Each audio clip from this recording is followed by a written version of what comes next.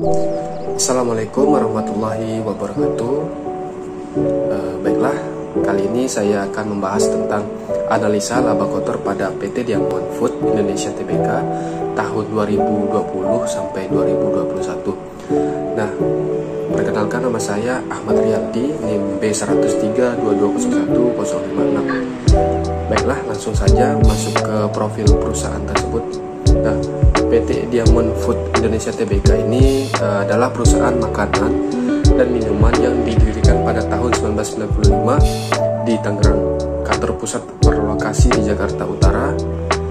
Nah, jenis produk yang dipasarkan oleh PT Diamond adalah Diamond es krim, Diamond juice, Diamond milk, yogurt, dan Jungle Jazz.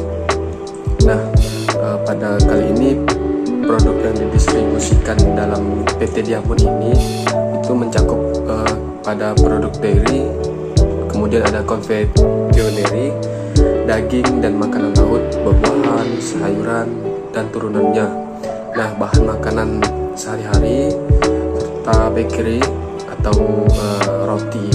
Nah, pelanggan bisa mendapatkan produk-produk tersebut melalui pasar modern, pasar tradisional, food service, toko retail milik perseroan. Kemudian kita masuk ke tahap manfaat analisa laba kotor. Nah, yang ke satu itu sebagai salah satu alat ukur untuk menilai kinerja manajemen. Artinya sudah pasti analisa laba kotor ini pada akhirnya akan memberikan manfaat untuk menilai kinerja manajemen dalam suatu periode. Artinya hasil yang diperoleh dari analisa laba kotor ini akan menentukan kinerja manajemen ke depannya. Kemudian yang kedua itu sebagai bahan untuk menentukan kebijakan manajemen ke depan. Nah, artinya itu sebagai bahan untuk menentukan kebijakan manajemen ke depannya. Analisa laba kotor digunakan sebagai bahan untuk menentukan kebijakan manajemen ke depan dengan mencermati kegagalan atau kesuksesan pencapaian laba kotor sebelumnya. Jika berhasil, manajemen mungkin sekarang akan dipertahankan atau bahkan ada dipromosikan ke jabatan yang lebih tinggi. Nah, akan tetapi jika gagal, sebaliknya akan digantikan dengan manajemen yang baru. Di samping itu, keberhasilan atau kegagalan manajemen dalam mencapai target laba kotor juga akan menentukan besar kecilnya insentif yang bakal mereka terima. Nah, kemudian masuk ke tahap analisa laba kotor. Laba kotor adalah pendapatan dari penjualan yang sudah dipotong biaya pertanggungjawaban produk dan jasa, tetapi masih belum terpotong biaya untuk gaji, pajak, dan pembayaran suku bunga lagi.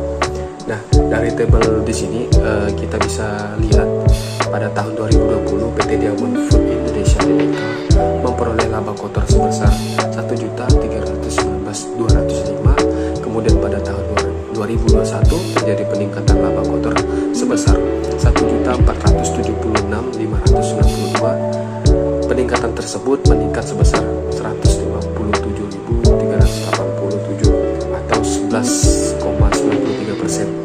Nah, hal ini disebabkan oleh meningkatnya penjualan yang dilakukan oleh PT Diamond Food Indonesia Tbk sehingga pendapatan bertambah. Nah, membaiknya kondisi ekonomi di tahun 2021 turut memberikan kontribusi positif terhadap kinerja perseroan. Nah, pendapatan perseroan tumbuh 14,13% menjadi 6,9 triliun dari 6,1 triliun di tahun 2020-nya. Kemudian ada faktor penyebab terjadinya perubahan. Nah, yang pertama itu adanya peningkatan kinerja perusahaan, yang kedua terjadinya peningkatan penjualan. Nah, yang ketiga memiliki strategi yang tepat dalam perencanaan produk. Nah, kemudian